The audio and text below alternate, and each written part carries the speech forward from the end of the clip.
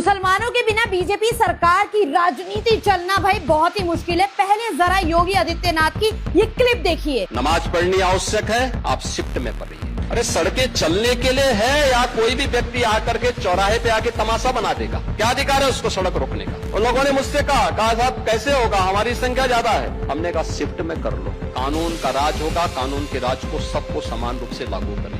हिंदुस्तान के इतिहास में ये पहले ऐसे नेता हैं जिन्होंने ईद के मौके पर बजाय मुबारकबाद देने के धमकियां दी हैं और नफरती भाषण दिए हैं। योगी आदित्यनाथ जी, ये कोई 8 घंटे की नौकरी नहीं है जो शिफ्ट में की जा सकती है।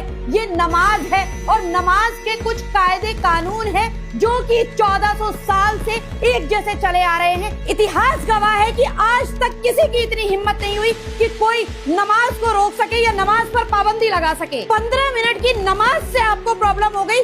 नमाज कोई हाईवे पर नहीं पढ़ी जाती। हाँ, जहाँ मस्जिद तामील होती है वहाँ लोग ज्यादा होने की वजह से कुछ लोग बाहर नमाज पढ़ लेते हैं, लेकिन सड़कों पर और हाईवे पर हमने तो आज तक नमाज पढ़ते नहीं देखा। जब कावड़ निकलता है तो 15 दिन के लिए नेशनल हाईवे बंद कर दिया जाता है। उस वक्त ये नियम कानून क्यों नहीं निकलते?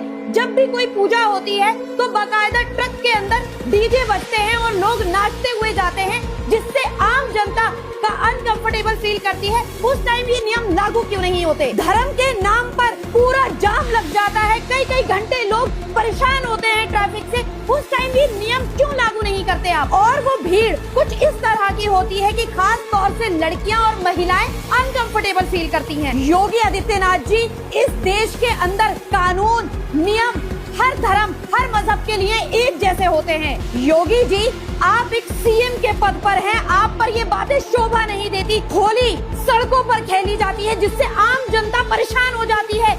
दिवाली सड़कों पर मनाई जाती है, तो इन सब त्योहारों के लिए कानून बनाइए। बड़ी ही अफसोस की बात है कि मुसलमान के बिना आपकी राजनीति नामुमकिन सी लगती है, क्योंकि आपकी सारी बातें मुसलमान से शुरू और मुसलमान पर खत्म हो जाती हैं। कभी अजान का मुद्दा उठाते हैं, कभी नमाज का मुद्दा उठाते हैं। एक बात याद रखिए, जिस दिन से देश आजाद हुआ है, नमाज के लिए या फिर अजान के लिए ना कभी कोई कानून बना है और ना ही इंशाल्लाह बनेगा। डिवाइड एंड रूल का जो कॉन्सेप्ट ये बीजेपी पार्टी लेके चल रही है वो तो पूरी दुनिया जानती है, लेकिन ये हमें समझना होगा कि क्या हमें इस गंदी राजनीति का हिस्सा बनना है?